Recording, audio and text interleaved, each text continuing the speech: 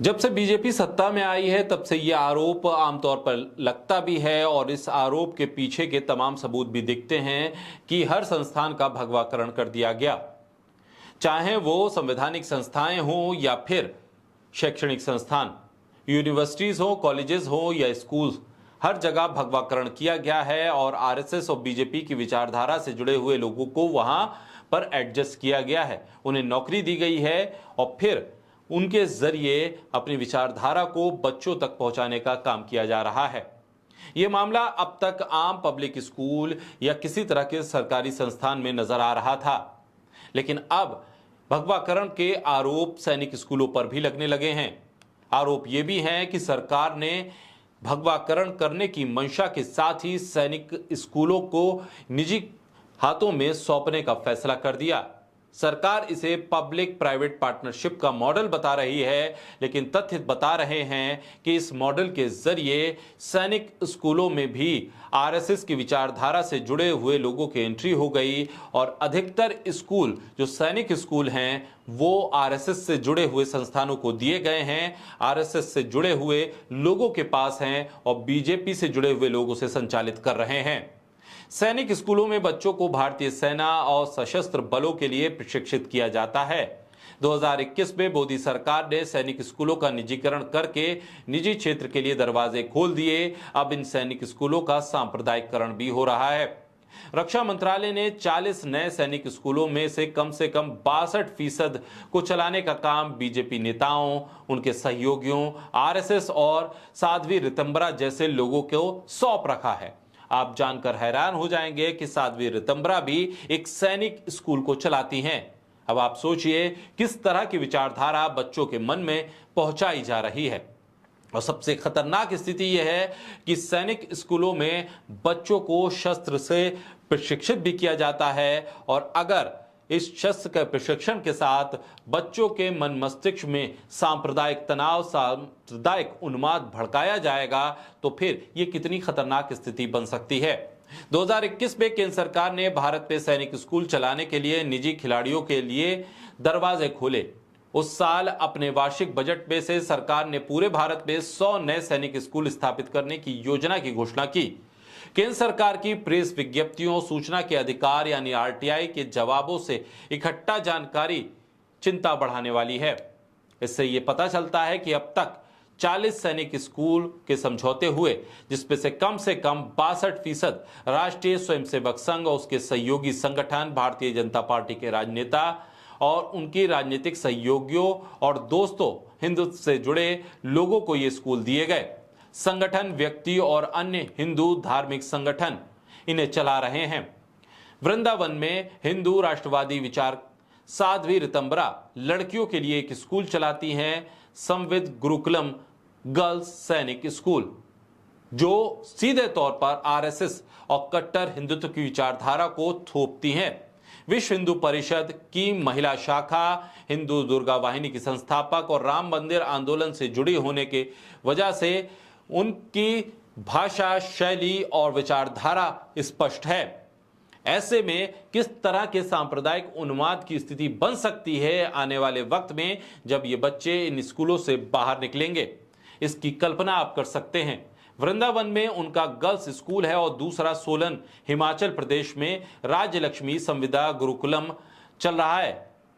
हाल ही में कम से कम 40 स्कूलों की सूची में ये शामिल किए गए हैं जिन्होंने सैनिक स्कूल सोसाइटी के साथ एक स्वायत्त निकाय के साथ समझौता किया है, यानी एमओयू पर सिग्नेचर किए हैं।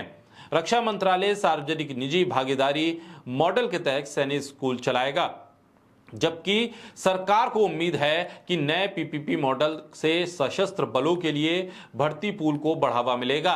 राजनीतिक खिलाड़ियों, दक्षिणपंथी संस्थाओं को सैनिक परिस्थितियों तंत्र में लाने वाली पहल ने चिंता बढ़ा दी है। सैनिक स्कूल शिक्षा प्रणाली के इतिहास में यह पहली बार था जब सरकार ने निजी लोगों को एसएसएस से संबंधित किया है।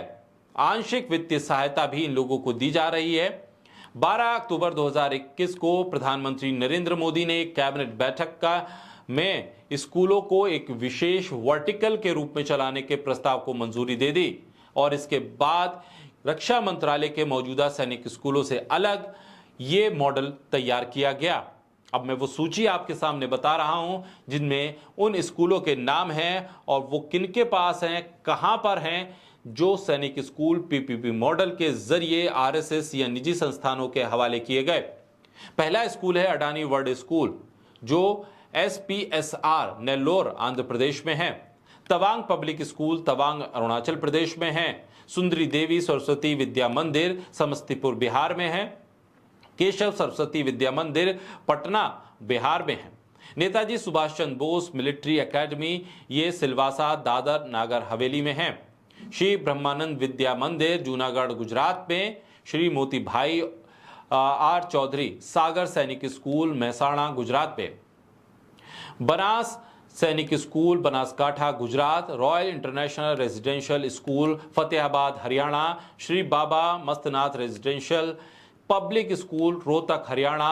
राज Laxmi Samvida Gurukulam Solan Himachal Pradesh. Sangoli Ramayana Sainik school Belagavi Karnataka. Viveka school of excellence Mysore Karnataka. Vyasa Vidyalayam senior secondary school Kozhikode Kerala.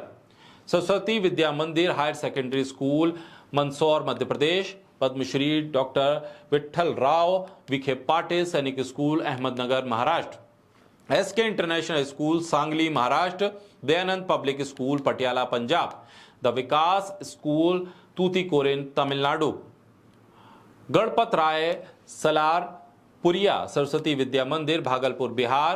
आधारशिला Vidya Mandir Bilaspur Chhattisgarh. Shrimati Kesari Devi Lohia Jairam public school Haryana Kurukshetra. Woods park school Hamirpur Himachal Pradesh. National English medium public school Bihar. और इसके अलावा विद्यार्थिता विद्यापीठम सेंट्रल स्कूल माल्यविक्रा अलपुचा केरल।